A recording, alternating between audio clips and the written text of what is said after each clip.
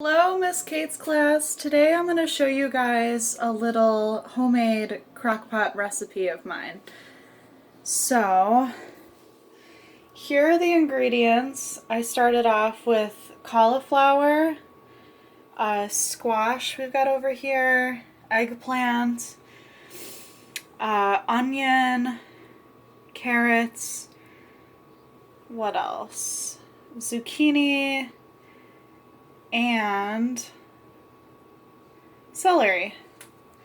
And then I'm going to add some diced tomatoes. So, here's my crock pot.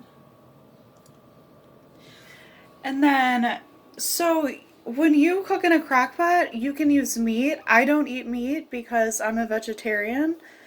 But, you could do something like chicken and carrots or anything. So I'm going to mix this all together, and you can use water, vegetable broth, chicken broth. I'm actually going to use some red sauce because I think it tastes really good all together. So let's mix it all together.